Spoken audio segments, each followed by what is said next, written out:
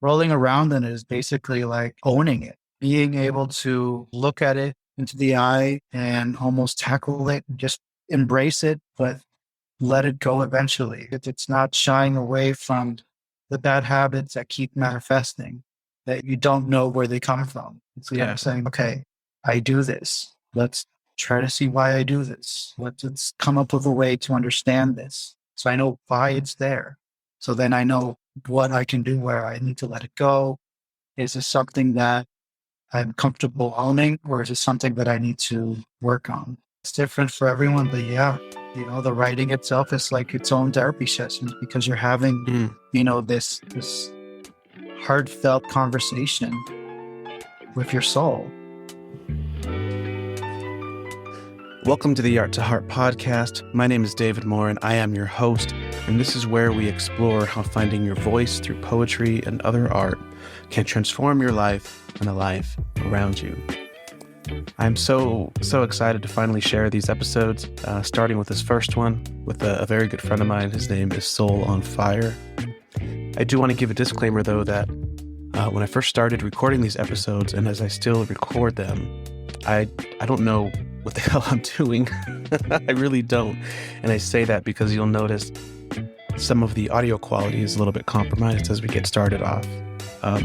This is the first episode I recorded back in March. It's taken me a long time to get over things not being perfect. And so going forward, I'm really going to be embracing a progress over perfection mentality. But that being said, I'm so excited for you guys to hear this interview with Soul on Fire. He's a friend of mine, and he goes by Mauricio Moreno. He's one of the first friends I made after starting to write poetry last year. And honestly, life couldn't have given me anyone better to start exploring this with. We were accountability buddies, checking in every day on writing. And I really appreciate the way that he's able to capture our humanity in such a rich way that you can tell this guy's been through some shit, but he's also being kind to himself and patient and gentle. And there's a certain rawness and wonder that I find common in a lot of his poetry that really just leaves me wanting to hear more of his work. But he's very talented. I'm so excited to have him on. A little bit about him. He's a first-generation Colombian-American artist and writer, originally from Elizabeth, New Jersey. He moved to California to fulfill his life mission of being a writer and sharing his and other stories to bring readers closer together and heal the world. He recently completed his first book. He shares a couple of poems today from that book. So I just wanted to give him a shout out. All right, let's jump in. Man, what an intro, dude. Thank you. Happy to be here. Thank you. Yeah, absolutely. I'll have to have you on again as I grow into this and maybe have you on as a regular or something, but you're dope. I'm honored, honestly. Because you and I have been like pretty good friends. Like we've been each other's accountability partner. So like we have a good rapport already. But the fact that, you thought of me, this project is really honoring. And, everybody listening, this guy right here is a dope ass poet. Hey, he's only been doing this for less than a year. So you like to brag about that fact all the time. It's not bragging. No, it could be a flex, but on that, I'll say in some ways I do feel like I've been a poet my whole life. Mm-hmm. It just took me 29 and a half years to write my first one, but like looking back, I was always really sentimental about like all of these quotes and looking like I'd read in between the lines of like every interaction, always looking for the deeper meaning, probably always asking those awkward ass questions and shit. I've always had the mind of a poet. I just never put it to the pen. Well, poet heart. Poet heart or eye of the poet or something. Yeah. Like so let me kind of flip the interview on you for a second. Oh shit. Like, did you ever find, besides writing, was there any other art form that you found to help express like what you were feeling? Or did you find maybe not like actively like making something, but did you use other mediums like music or something else to kind of help you? Nothing. Music. I had a guitar at one point because I had a friend in junior high who had it. And I was like, oh, that's cool. I want an electric guitar. And then just never fucking learned. And then like my parents were smart. They had bought me a The first they bought me this really cheap used acoustic guitar. Mhm. I found out a couple years later, like all the braid, everything was fucked up on the guitar. Like I always sounded like shit because like the guitar was just, yeah, it was so beginner, but like the quality of it. I forgot who had told me that, but I took it somewhere and they're like, oh yeah, like this guitar will never sound accurate. Like, like oh Yeah. cool. But then I had an electric guitar. I never did anything with it. You know, I ended up just giving it to my sister, I think. No, and then writing, I think I blogged, I read a little bit, but no, you know, I felt really deprived of any kind of expression at that point. And I never had an interest in it. It's not like I always tried different things. I never cared. Like, oh, that's cool. You know, That's interesting. yeah. And so like when it came, it just kind of hit me over the head. Yeah. And so and that's a lot of what I'm trying to do here is like there's a lot of different ways of expression and of art that can resonate with so many different people in different ways and at different times of their life. Yeah. And this podcast is a journey for yourself as well. You know, Absolutely. Absolutely. It's poetic world. Yeah, man. And I'm thankful again that you're letting me explore this with you. And let's go ahead and get into your poem. Sure. So this poem is called Something Borrowed. We don't own our trauma, child. We get to hold it for a while, feed it bread and water, brush its coat, let it roll around in the grass. Our trauma may grow into a mole, burrow deep into our bodies, creating roads and tunnels under our skin, perhaps leading us back to the child we left stranded. Our trauma may grow beaks, fly to foreign forests, sing songs into red skies, calling other songbirds to sing in unison, filling the sky with cacophonies of our curses. Our trauma can grow thick coats of fur, traveling heavy in packs, never settling on one prairie, hunting, foraging, howling together, finding other lone wolves along the path, leaving their marks on every field of snow. Our trauma can grow hard exteriors like sea turtles or armadillos, diamond skin that won't let blades penetrate our soft interior. Our trauma takes many shapes and may transform our bodies, but we don't own our trauma, mijo. Just as ancestors granted you gifts, love, and life, so too did they pour trauma into you.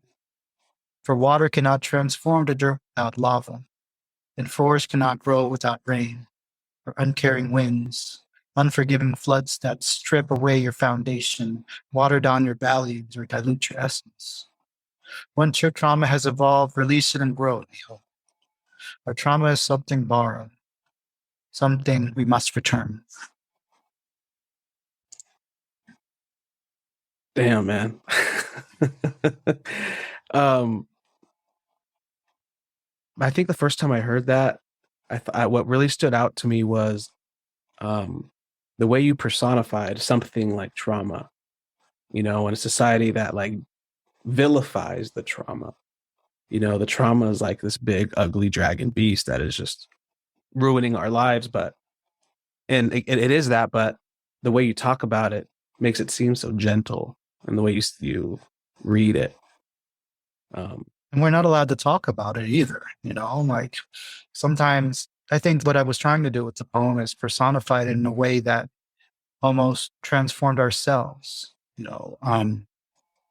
It's something I write about a lot. Trauma is something that, you know, we may never overcome if we don't confront it. Damn, that's truth. What happened, or what made you write that poem? Like, even the director's cut poem. Director's cut. Well, you know a little bit about this one. I'll explain it. This past year, I started going to a therapist. And being Latino and growing up in a Catholic tradition, that's a double whammy. And anything that's involving mental health is kind of seen as, you know, either you're crazy or you're not man enough to take care of. So a lot of the things that I dealt with growing up, I pushed away. or, you know, transferred over to the page when I wrote. But this year I started to really, put my mental health like on front and center stage. And one of these poems was, one of my sessions with my therapist was talking about how trauma can sometimes be almost like your defense, like something that you use to help yourself. We think of defense mechanisms, and I feel like trauma can be one of them. And if we let that kind of dictate our lives, we may never identify that what we have is just like traumatic pain that we never really healed from. What do you mean by letting your trauma do that? Kind of like repeating the same pattern, or not changing, not rewiring your brain? Like, Yeah, like not understanding your habits, and maybe like looking at, things that may not be in your best interest, certain patterns. Like for me, something that I used to do that came out of therapy was I used to ignore people, and I would ghost people. I was that guy that you would text me and I would text you back, and then you'd never get a text back. And it's kind of laughed about, and it's kind of vilified too, ghosting people, because you think, oh, this guy's just an asshole. But to me, that was my defense mechanism when I was younger, because something like that happened where I did the opposite, where I was being way too in someone's face because I was so happy and excited to hang out and have friends that I kind of was overbearing.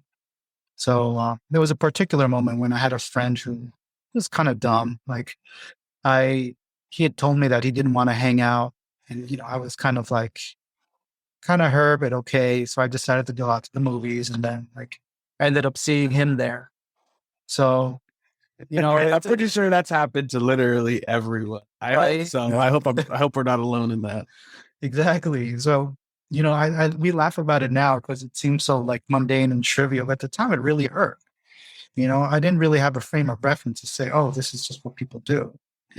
So that trauma, that traumatic event to me kind of manifested itself into this kind of assholeish trait of not getting back to people, not being overly excited, or kind of giving people too much, enthusiasm when talking to them. And that came out of therapy. Damn. I think a lot of people have done that. I have, and it feels like a chore when you have to get back to people. Yeah. Yeah. And sometimes, it's not like something is just what it is. Sometimes a fish is just a fish, and for some people, it could just be a normal habit. But I think for me, it just played that extra layer of significance because, I attribute it back to that one event. It was funny because my therapist told me that I was actually extremely self-aware. And then I said, well, yeah, what good is that going to do? What the fuck? If I'm still fucked up, what am I doing here? Congrats. I know I'm fucked up. Exactly. No way. But yeah, no, I think the poem came at a time when I was kind of unloading and unpacking a lot of these moments.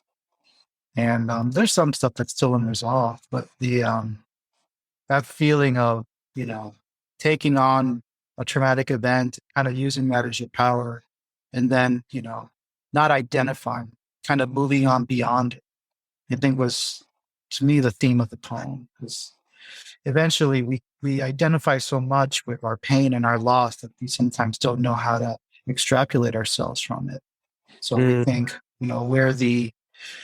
we're just this way because of who our parents were. Well, for example, my dad, he was a workaholic, and turns out that I can be a workaholic too. I have those tendencies, and sometimes we don't realize that we take on that trauma and let it become ourselves.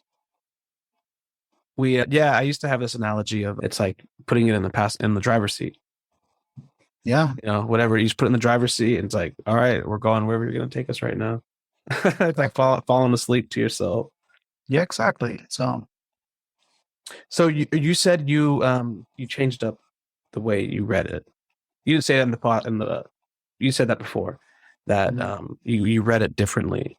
Um what influenced that? Did it do it naturally? Was that intentional?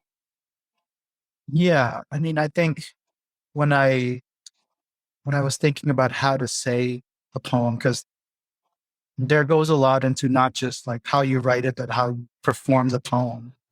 And so the performance of it too is also an important factor. And I wanted to portray this kind of motherly advice or some sort of figure that was very like healing and patient and someone that just wanted to, you know, gently guide someone towards their healing. Because I practiced like reciting this in different ways, and it always kind of came back to this idea of it's almost like Mother Nature, just someone Exactly. guiding. Yeah. That's exactly it. It's Mother Nature guiding you, like beckoning you and Yeah.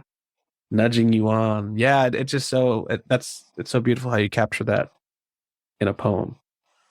So I kind of want to bring it back to something you said about how mental health became front and center for you. Ooh, yeah. It's getting Uh, dark. no, and I think what I'm really interested in, so something I really want to hone in on Mm, is how art can be a facilitator to your mental health.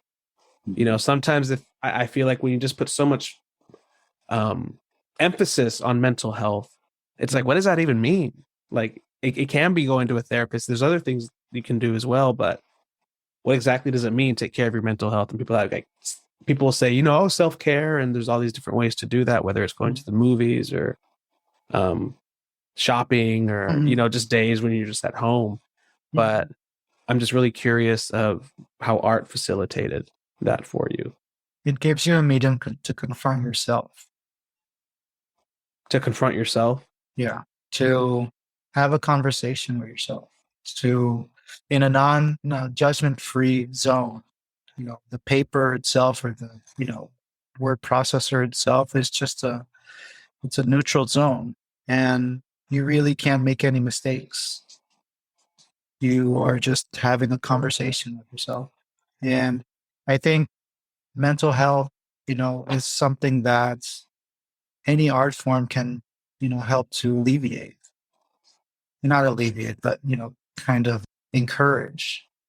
Because the more that you, one, are kind of doing this activity, and kind of releasing all of these emotions, that's whole energy.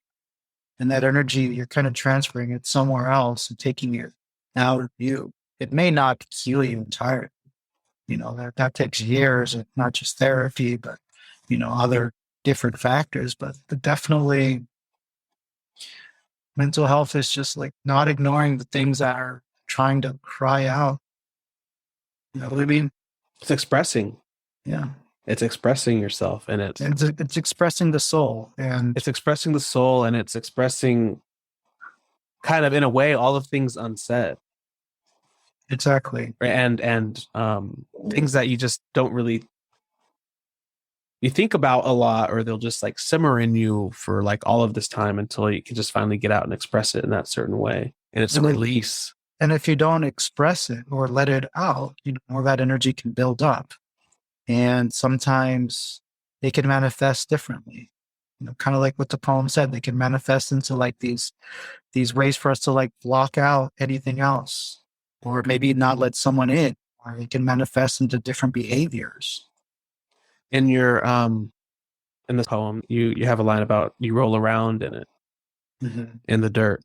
I think you say dirt. If you don't, forgive me, but um, what exactly does that mean? Does that mean writing a poem? Does that mean going to a therapist? It can mean all of those, not shying away from it. Rolling around in it is basically like owning it, like being able to kind of look at it into the eye and almost tackle it, just embrace it, but let it go eventually. It's not shying away from maybe the bad habits that keep manifesting that you don't know where they come from. It's kind Yeah. of saying like, okay, I do this. Let's try to see why I do this. Let's come up with a way to understand this. So I know why it's there. So then I know what I can do, where I need to let it go. Is this something that I'm comfortable owning, or is it something that I need to work on? And then you just learn that process over time Yeah, through the writing and through whatever it is you practice. it's different for everyone, but yeah, the writing itself is like its own therapy session because you're having, Mm. this heartfelt conversation with your soul. It is. It's like meeting another part of you. Yeah, absolutely. And sometimes it's like speaking to your younger self. Like writing can be a way for you to kind of tap into your 7-year-old self. Like I know that there's a technique in therapy where you actually like you look at a situation as you did when you were 7, and then you try to look back at it as you are now. Like, what would you say to your 7-year-old self about the situation? I mean, that is essentially is the same act as writing a poem from your 7-year-old point of view. It's funny you bring that up because kind of related. I had a friend tell me today, it was about like horoscopes and stuff. Mm-hmm. And she's gathering all this info. She has like a book from it. She's really into it. So I really admire like the effort she puts. And, I don't always put all of my stock into it, but I really love learning about it. And, she said, according to what's going on so far, like about 19 years ago, like something big happened in your life. And like, in the sign that you're at, this happens only once every 19 years. And it's going to happen again. And so it'd be really beneficial for you to go back to like when you were that age. And I think it was like 5 or 7 for me. Mm-hmm. No, I was 11. I think I was 11, 19 years ago. I was 11. And so I'm like, what the hell was I thinking at 11? Like, where was I in life at 11? What's going on at 11? What's so huge right now? Yeah. That's crazy. I mean, it makes a lot of sense. Like it's almost like when we're going through life, we kind of have like these cycles where we kind of evolve out of a certain form. Like you go from like adolescence, like, you're at birth, you go through childhood, adolescence, your teenage years, and then adulthood. But all of those transitions, there's some sort of like something that happens that kind of dictates like that change, whether it's for the better, for the worse, whether you know it or not. Exactly. Whether you acknowledge it or whether your body acknowledges it and you don't, but the trauma stays in the body. Oh man, that's a whole nother episode about trauma staying in the body. Oh my God. Yeah. How I want to kind of transition into just the craft of poetry. Okay. But like what do you remember when you first started writing? Was poetry your first art form of writing, or did you do other styles of writing before that? Actually, no. My first style of writing was fiction writing. I loved stories. Loved putting myself into stories and quote unquote making it better. When I was younger, I used to like write these small little stories based on stuff that I would watch. And I would like make these elaborate, like, chaptered books that I would say, I'm aging myself, but I would save them on floppy disks. So I had like this little like accordion set of floppy disks, and I'd have all my stories there. And it was just something about like the building a universe, almost like being a best friend with a protagonist that like I related so much with, these stories that I read and, these plot devices and this drama that it was like, it really helps to, solve even real life, situations and how to deal with people and how to talk to people, how to solve problems in real life. So fiction was my first love for sure. Your first love. Yeah. Wow. So it stemmed from a lot of reading. Yeah. Would you read a lot of fantasy or? I used to just devour books, honestly. Like I used to read a lot of mystery. I was a huge fan of Harry Potter. I don't know if you've ever heard of Diane Duane. No, I don't think I have. I believe she wrote like some Star Wars books, but she had this series that was kind of like Harry Potter. It's the Young Wizards series, and the first one's called "So You Want to Be a Wizard," and it was pretty close to Harry Potter, but it was kind of more grounded in reality. And I think I from mean, Harry Potter's not grounded in reality. depends on who you ask. And if you ask the wrong person, they'll be like, "It's satanic." Hey, that was me growing up. Oh, it was. Yeah, yeah, it happens. Yeah, it does. I mean, my mom didn't like that I read Harry Potter. She kind of just liked that I was happy about something. Yeah, I remember my cousin was a big fan of it, and she sat there trying to convince my mom for like 3 hours of Harry Potter's a good person. If you read the books, you would know. And like, I didn't really care at that point. I hadn't read it yet or watched the movies. No, yeah. But anyways, that's a detour. Another conversation. And it's another podcast episode for sure. So how did you find your way into poetry from fiction? Oh, I think, okay, so when I moved out here, I didn't think of myself as a poet.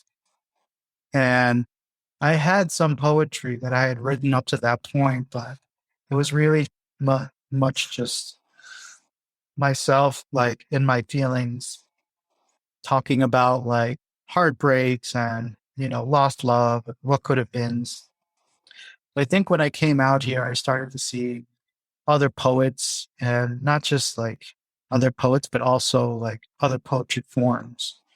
And I just realized that poetry wasn't just like things that we learn in school.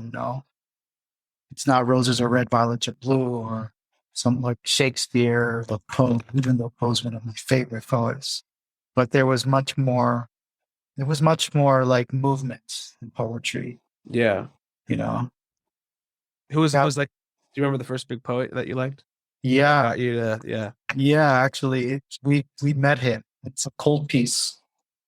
I have a funny story about that. One of my very first open mics, I came out to Los Angeles, and on Cold Piece was he was the guest poet, and before that, I went on an open mic, and I had this experimental piece that was kind of just prose, but had a poem in there, and I thought it was a good idea to read all of it. So I was nervous. It was my first time. I was stuttering, tripping over my words. And like, I remember after the event, like, Cold Piece killed him. It was about the time that he had a few haikus, which I thought was like so cool. Because Did haiku, he performed haikus. yeah, he had, Oh man, yeah, I think it was before he like really went into haikus, but I think he performed a few, I remember. And I actually went up to him afterwards and I talked to him and I asked him, hey, I'm kind of just a poet amateur and I wanted to ask you for some advice. Oh shit. And I still remember it to this day. And verbatim from what I can remember, he said, it's good, but there's like three types of writing or three types of poetry. And, there's poetry that's visual, that you read off the page. There's poetry that you perform, and then there's hybrid poetry. And I think for your poem to be stronger, you have to see how you can make that a performance piece. Because right now it seemed like it was more of a reading off the page piece. And I'll never forget that. I think that kind of like just that blossomed into this like wonder of learning more about the craft of poetry.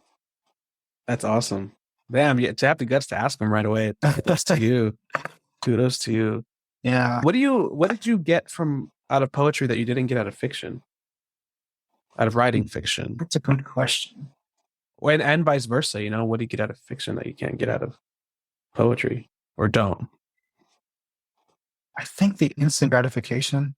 I know it's not a typical answer, but like a fiction, right? Like a fiction piece of art, you have to sit down, you have to chew on it, you have to analyze it. Whether with a poem, like you can almost tell right away whether something clicks with your audience or whether something likes it. And also depending on who you perform it to, because if someone doesn't understand poetry and they just like that it's a thing, that has, oh, this rhyme scheme. Oh, I like this. So you get like this almost false sense of accomplishment. But to me, it's just like I share poetry much more than I do my writing, just for the convenience that it can be just this one page, an idea kind of crystallized within 5 minutes, especially now with our attention span, just shot to shit. Yeah. We only have so much time for us to like hear a poem and like say, okay, that's dope. Yeah. It kind of it sort of makes you condense it Yeah, into a biteable size. Whereas you can't do a quick chapter real quick. exactly. You know, sometimes there's at open mics where someone will like, I'm going to do an excerpt from my chapter. I'm like, oh, how much of the chapter you want to read? Like, you can read the whole chapter. Is it a short chapter? Like, Yeah, so with a poem, you have especially authors that like, they go to their book signings and they read like excerpts from their book. It's pretty difficult to find something that can engage and capture an audience. So, but yeah, no, like fiction's always my first love. And poetry has been something that I've been really investing in the past like 3-4 years. what what clicked? What turned for you? Why the sudden jolt? Just you got more kind of healing from it, or you enjoyed the craft more? Like what was it that got you to propel more into it 4 years ago? Well, there was a time when I was still taking like, you know, uh, lessons on craft for novel writing, and I'd go to a lot of workshops, and they were pretty expensive. Like even with a full time job or commuting, so pretty pricey. And then I actually found a workshop given by this nonprofit in LA called the Still Arts that had free adult classes. And that kind of, encouraged me to write more. So, and as I went along, I started to see even more opportunities in open mics. And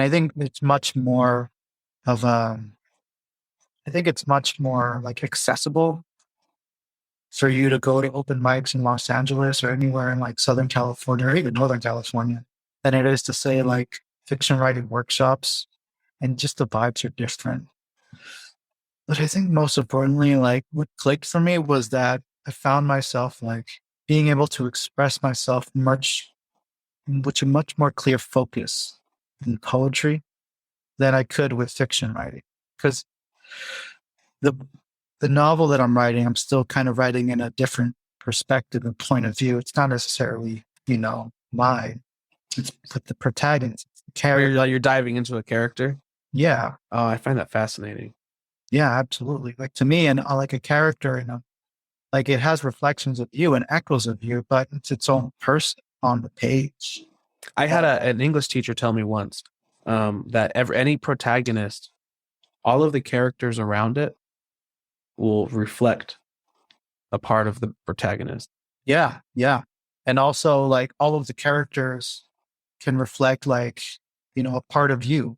And if you can make great characters if the reader can relate in a certain way with all of them, even the antagonists. Like some of the great antagonists that we know about are these like very fleshed out, like kind of walking the line of good and evil characters. You see it now in like different mediums like streaming or even movies and shows. But I feel like there's definitely a push now to understand like villainous like archetypes and characters. Yeah, not that I've done it so much, but I mean, I've always thought a lot about it. Yeah. Yeah, just when you're digging into the books that you read, and I don't know, I'm weird. I would like read something and I'll find a bunch of YouTube videos to watch about it and what people think about it. Just like to see more fleshed out reviews of what other people think and stuff. Oh yeah, no, I do too. When I really like a movie, that's the first thing I see. I'm like, I like this, but why do I like it? You just got to figure it out for a while and sit on it. And that's the same thing with a poem. Sometimes you're like, why does that poem resonate with me so much? Exactly. Whether it's yours or someone else's. Yeah. Have you ever tried any other art besides, writing fiction, like even not even writing, like anything else? Like performance or drawing or painting or sculpting? I've kind of tried to do a lot. Like I did acting a little bit in college, which I kind of just used to get my thoughts out. I remember my final was actually a poem that I wrote for my dad. That was a trip. But I've tried painting and also drawing. I'm not a good artist in that sense, but I do like occasionally like, sketching as well. Oh man, you're quite the you're a cultured man. A dilettante, man. I wouldn't say that. Yeah, I feel so ignorant to all these other art forms out there just because, I always thought like I suck. Like why No, write? Why draw? I suck. you shouldn't. But here's the thing, like the if you're not afraid to suck at something and start at level zero, you do so many more things. Because to me, like it's much harder for me to like write, say like, like finish my novel than it is for me to like pick up a new art because I know I suck. So there's this level of quality that's not expected of me. But there, when the expectation's high, we've been doing something for so long, and you write this chapter, and you're like, this is going nowhere. Where's the plot? This character's not fleshed out. Like the pressure's on because you think all this time I've been writing, why am I not getting better? But if you're just starting something, like you don't have that pressure. You're not expected to write, to be Picasso on your first like blank canvas. Did you have that mentality when you first started? Yeah, with poetry for sure. Oh, Because I knew I for wasn't sure. going. Yeah. Well, I just wrote shit. You know, bullshit. I wrote things that I'll be kind of like, afraid to share now, but I'm like, this was just me experimenting. Yeah. How Yeah. long? How long have you been writing? Both fiction and poetry. Woo. Fiction, you said 3 years, right? Oh no, fiction, like No, poetry, 3 years. poetry, like really, like, actually like reading poetry and studying it, I'd say even less than that. Like, Oh wow. like maybe 2 years, I would say. Like I've been kind of dabbling with it, like Mhm. taking my poetry classes and stuff, but like actually reading poetry, writing poetry every day, definitely like within a year and a half. But fiction writing, that's different. Like, You said when you were younger, you started writing. yeah, yeah. I think yeah, like maybe even when I was like 7, like I remember this is this is funny. I had a fan fiction for Pokemon because I was really into anime at the time. And I remember having it saved on my aunt's computer.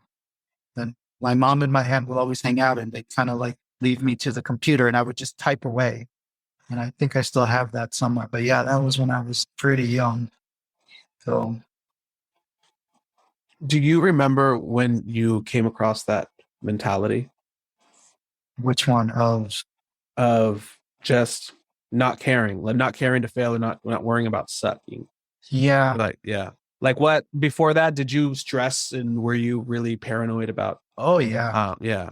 Yeah, there was always this expectation, for better or worse, of growing up, with parents or parents that like think that you're gifted and talented and stuff, and you have this pressure to always perform. So there was things that I like tried once, and if I sucked at it, I stopped doing. But I think when I moved out and lived on my own in 2014, I just started to like kind of drown out those voices and I just tried shit. Just started doing, different things. Painting. Like I think I even like painted those huge like cable spools that you see that kind of look like they could be like a nightstand. I actually I salvaged one and I painted it and I actually made it into like a yin yang table.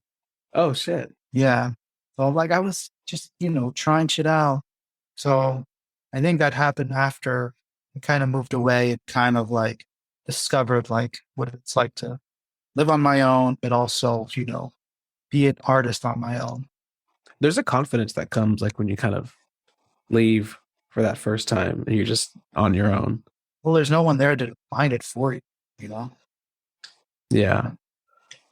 Kind of have to just figure things out on your own. And, if it sucks, hey, There's no one that's going to judge you. You're not trying to get paid off of it, you know? So it's really liberating. With painting and fiction and poetry, what would you be able to describe what you get differently? How, like, what the difference is between painting and anything else you've been doing, like how they compare, what you can get out of one that you maybe can't get out of the other? Hmm. Because I've always just been so fascinated when I've heard someone say once that, I kept trying to write a poem about it, but I couldn't. So I painted, maybe it didn't want to be a poem, it needed to be something else. And I'm like, what are you talking about? How did that be a poem? Because that was just like, that's all I know, Yeah. And so I just find it fascinating when people conceptualize it like that. I definitely believe that we have feelings that we either don't have the lexicon to describe or just the tools that we have are just not good enough. So I think for me, when I switch between art forms, it's because like what I want to say, I can't do it in words. Or what I want to paint, my skill level isn't at that point for me to like honor that field, you know? So I think there is, a difference in like, but it's hard to describe, Yeah. it's difficult. It's almost like instinct that you start to build, and you find you use different tools at your disposal, whether it's art, different brushes or chisels. If you're like sculpting, you find these tools to like kind of do the job of what that emotion is asking you to do. Do you think people have a natural talent for those different things? Or do you think you can cultivate any of them? I think both. I think, honestly, I think hard work trumps talent. I think I don't know. I go back and forth with this question, honestly, because I feel like talent can take you so much farther. But Mm. if you're just talented and you're lazy, like has been my problem a lot of times, uh, then just being, hard work and just kind of doing it every day, messing up and kind of refreshing, doing it over can do a lot more, you know, depending on the skill. Because at the end of the day, as many emotions as we feel and we express, like even art is a skill itself. Art is a skill itself. Yeah. The muscle, man. So Yeah, while you were saying that, I was thinking, I was like, what if I did want to paint? And I was like, can I become like a really, really great painter? Because I feel like I'm trying to reach like a precision with my words of like that's exactly like I want someone to be like that's exactly what I mean or what I feel, And I think it's just crazy how some people will do that with painting, but like just with an expression of the face. yeah. And so it's like we're trying to communicate the same thing, but it's like to capture that on how a face looks. Like I don't think that's something I've ever even like thought about in detail, And so I think it's just crazy how different artist minds works in that way. Yeah. I will say that like, to me, like when that art is finished, whether it's a painting or a poem, like it almost doesn't belong to you anymore. It kind of has its own life. So that painting, however precise it is, you may not even convey what you wanted to convey because the viewer is now having a conversation with the art and they may be saying different things that you can't hear. Like I remember one of my first paintings that I had, like I was thinking of something totally different. And when I had a friend that saw it, like she got something like way out of left field. And she told me like, that is something special in all art. You may not know because you're bringing your experiences and your, trauma, if you will, to everything, even the art that isn't yours, the art that you witness. So you may be having this conversation almost with yourself and the art that the artist may never do. Oh, damn. I need to think about that one for a while. I think when I first started consuming art and let it move me, I became too obsessed with the artist instead of the art. Sometimes maybe I was having conversations with that art, but Yeah. a mask of it as the artist. And I was like, oh, if only I can get closer to them or get their attention or let them know who I am. It's like, does that even fucking matter? You know, like, I mean, like it plays a role for sure. Like, especially if you're starting off and you're learning about like the great poets like Langston Hughes, like if you want to learn how they craft like their poetry, it's important to know like their background, their history, what was like the common zeitgeist, the world that they were in. But oftentimes like the art itself is just, it's kind of its own living, breathing creature. why have you continued to have art in your life? I do so because I know no other way. Honestly, I I just can't live without it. Even if it's like music. I'm really into music as well. Like music to me is like, sometimes like I hear music, I can't explain why. I'll like it immediately, or I'll hear it and it just captures me without even any lyrics saying. Like I just feel like that rhythm, or I see that or I feel that chord progression. I'm like, oh, this is I need to take a pause for this. I need to listen to this a second time. Yeah, exactly. A third time. Chill out. And then it ends up on your Spotify of the year, like most listened to song. Oh man. But yeah, like I don't know. I need it. Like I can't explain it. Like even when I'm just writing my thoughts and it's all bullshit. It's like an alphabet soup of just thoughts. It just it makes me feel a little bit more sane. Right on. Did you have a second poem you wanted to share? Sure. You're gonna need to help me with the theme because I have a bunch open here. I write about a bunch of shit, and sometimes it pisses me off because I can't be like, oh, I am the love poet or I am the political poet. No, you're just a poet. I just write like I see everything in poem, I guess.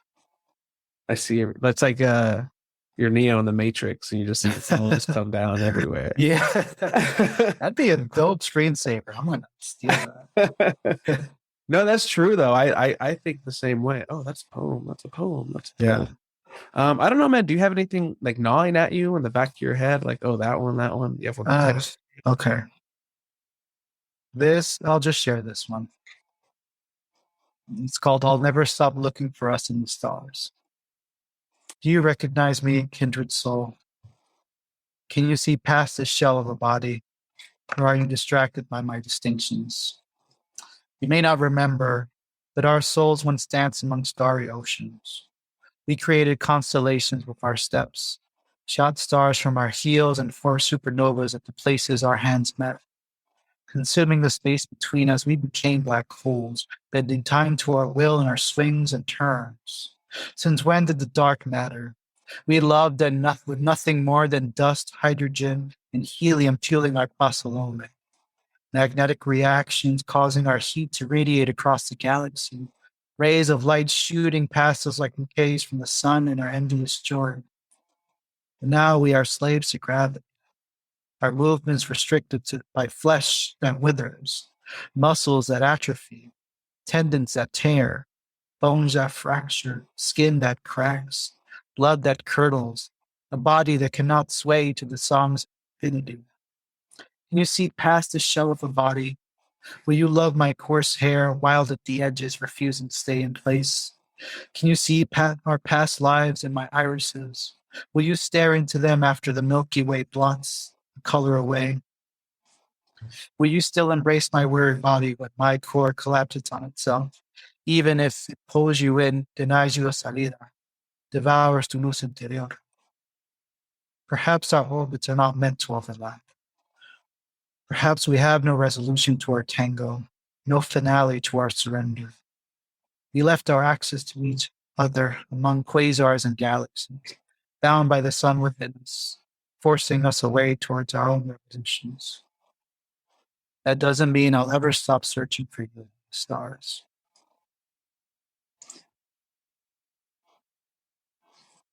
Damn, that was so good. There's no finale to our surrender.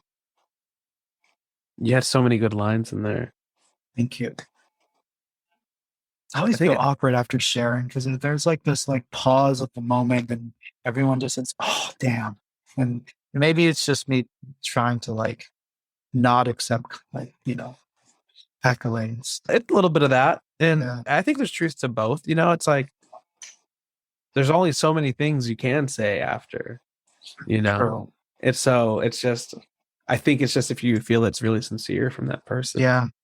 I feel like silence sometimes is the best answer, because you're giving your attention, kind of giving it that time to breathe. Yeah, I think last time I heard that, it's been a while, but it's you take it on a journey, and I kind of forgot you were going back at the stars, even though that was the title. Yeah. Yeah. I mixed in a little bit of like dance terms in there too. You could did a little bit of that's actually a good segue. Just talking about technique, I guess. Yeah, if you want to talk about your writing process on that. Yeah.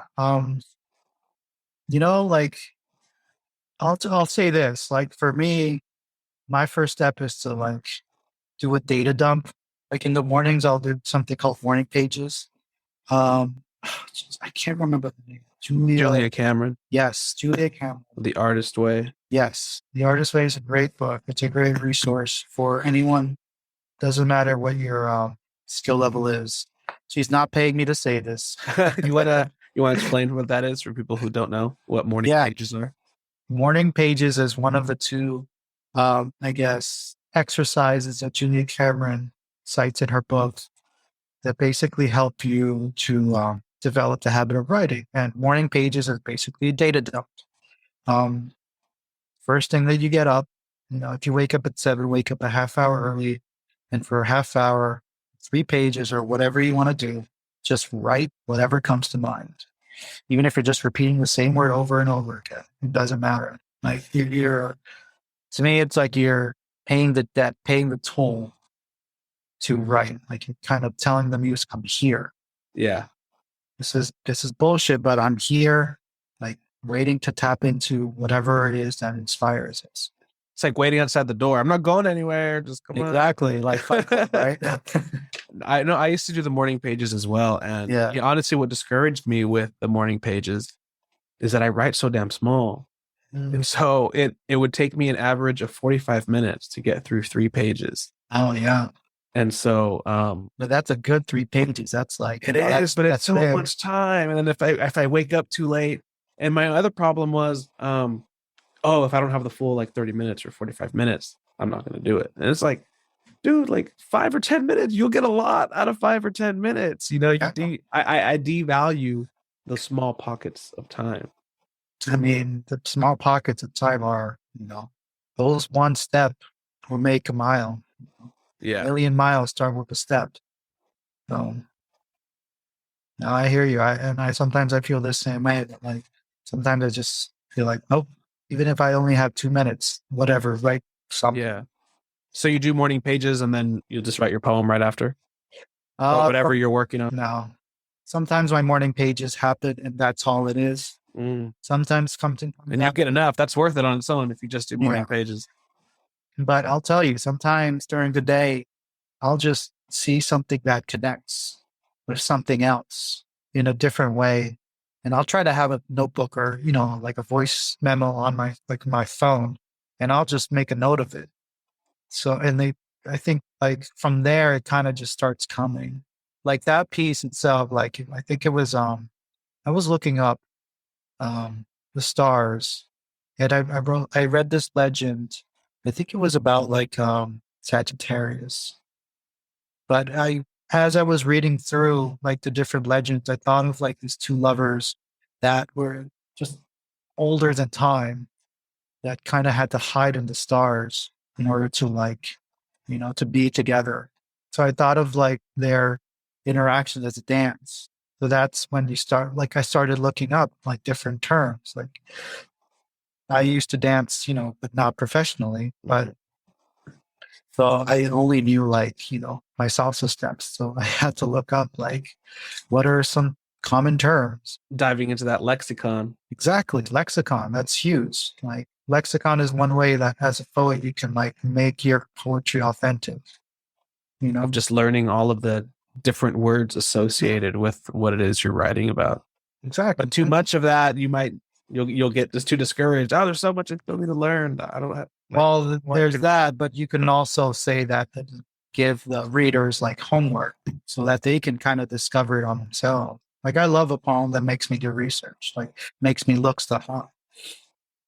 But you're right, too much lexicon can discourage some people. Yeah, absolutely. Was there anything you wanted to add about how a writing process can change or how important it is to change it if you've changed it? I'll say this, when I get the lack of motivation, I think one of the things that I do is I look for help.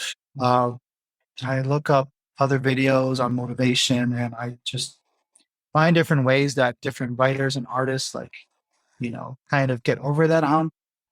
So there's comfort in knowing that even the big name poets will feel this way, or even writers will feel this kind of a resistance. But at the end of the day, you got to find a process that works for you. Some people swear by lists. Some people swear by, not even writing every day, honoring yourself and honoring that desire to write when it comes. And you really have to just try something that fits for you and your restraints, obviously, because, I'm talking from someone who doesn't have kids, has responsibilities as a husband, but still has a certain amount of a lot of time to write. You may not be in that position. Maybe you have kids or responsibilities, but you got to find something that just works for you, whatever that may look like. Yeah, not get married to one specific way. Being open to a change if you feel I it. thought you were going to leave it at not get married. No. What's funny is I used to be really crazy about filling in planners. Mm-hmm. Just physical planners of days and months Yeah. and weeks and filling it all out.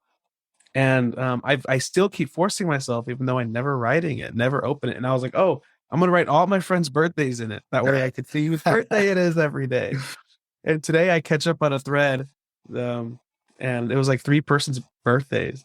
And I was like, oh, why did I know about these? Like, oh, they're in my planner. I just looked at my planner. And I was like, what a waste of time doing that. But I think it goes back to what you said about not being married to a certain, way of doing things. Because your life may change. You may not, have a need for planners. Nothing. That life isn't exciting enough anymore for a planner. I just haven't. Yeah, but is that going to be you in 5 years? You don't know that. You could be like a freaking traveling writer soon, and you have to have planners. Exactly. Planners that can't get wet yet. You can write in the rain type of shit. Yeah, absolutely. So circumstances change. Be flexible. Maybe have I don't know, a toolbox of different skills or different techniques. One that actually has worked for me is the Pomodoro technique. Have you heard of the it? Pomodoro technique? Pomodoro, yeah. Pomodoro, yeah.